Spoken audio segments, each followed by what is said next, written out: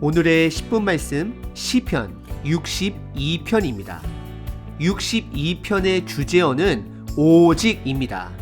오직에는 유일한 하나님만이 우리의 구원되어 주시는 고백이 담겨 있습니다.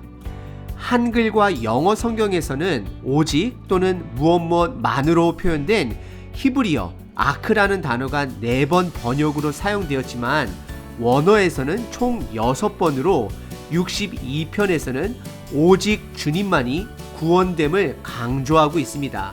62편은 탄식의 배경은 가지고 있지만 신뢰와 교훈을 목적으로 쓰여진 시편입니다. 한 가지 예로 1절에 나의 영혼이 잠잠히 하나님만, 하나님도가 아니라 하나님만 바라며 나의 구원이 그에게서 나오는도다 라고 고백하며 시작합니다. 그리고 5절에도 동일한 뜻이지만 명령형으로 나의 영혼아 잠잠히 하나님만 바라라 무릇 나의 소망이 그로부터 나오는도다 라고 2번 반복합니다.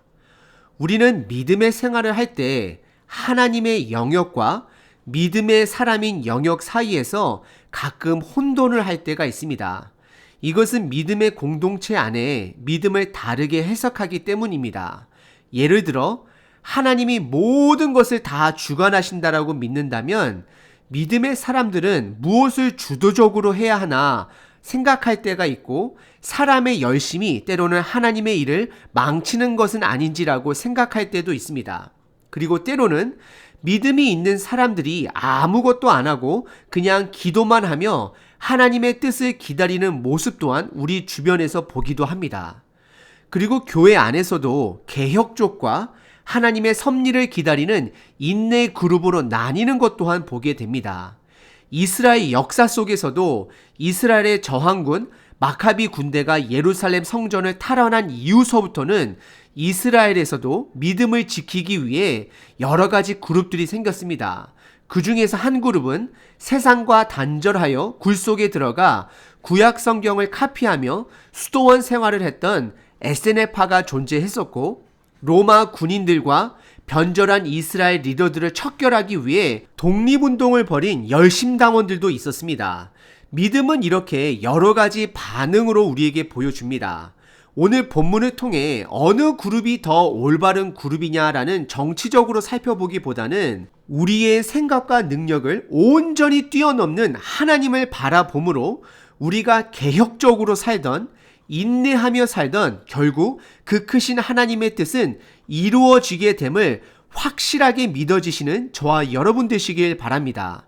오늘 본문의 문장 구조는 저는 개인적으로 셀라라는 구분을 기준으로 세 부분으로 나누려고 합니다. 4절에 셀라가 나와 있고 8절 끝부분에 셀라가 나와 있습니다. 이 각 세 연 안에는 탄식, 신뢰, 교훈이 담겨져 있습니다. 그럼 첫 번째 부분은 1절부터 4절로서 그 안에 탄식과 신뢰, 교훈을 함께 찾아보도록 하겠습니다. 우선 먼저 탄식 부분은 3절과 4절입니다. 3절에 언제까지 하려느냐라는 고백은 전형적인 탄식의 표현으로 원수들이 다윗을 죽이기 위해 일제히 공격하고 있음을 보여주고 있고 다윗은 견디기도 어려운 상황에 도달했음을 보여줍니다. 4절은 그 원수들의 특징을 말합니다. 그들은 속으로는 저주가 가득하고 겉으로는 축복이 있는 것처럼 거짓을 가장했음을 보여주고 있습니다. 그리고 그 원수들의 목적은 다윗을 시기 질투했는지 그의 높은 자리에서 내려오도록 수단과 방법을 가리지 않는 것을 성경은 말하고 있습니다. 하지만 1절과 2절은 신뢰와 교훈을 우리에게 말하고 있습니다. 1절에 오직 하나님만 잠잠히 바라본다 말하고 오직 구원은 그분에게만 달려 있음을 고백합니다.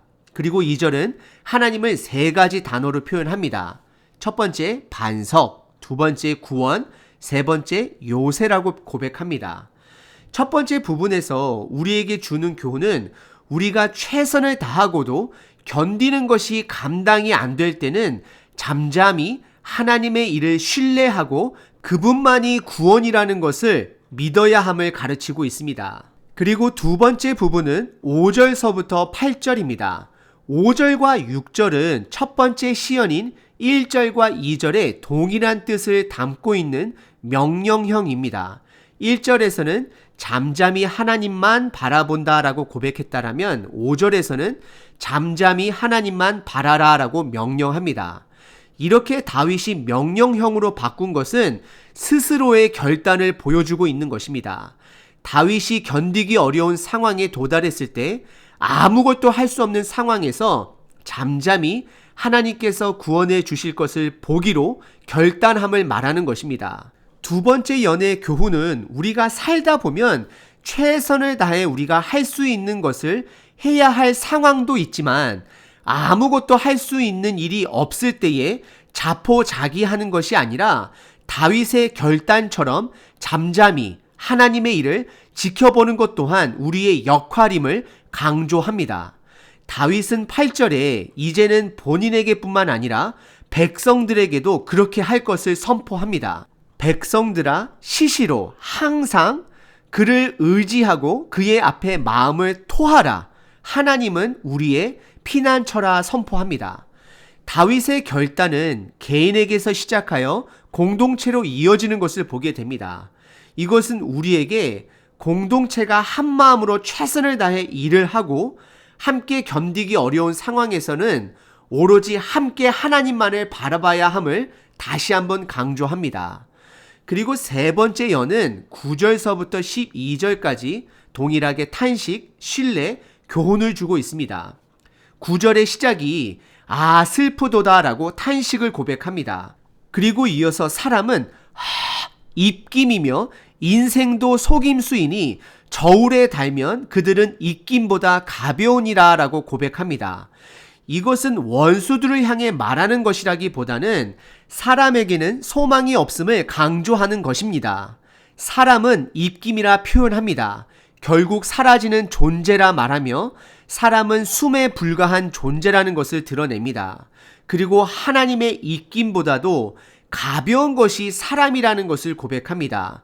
그러면서 10절은 이어서 포악, 탈취, 재물들을 의지하거나 소망 두지 말 것을 경고합니다.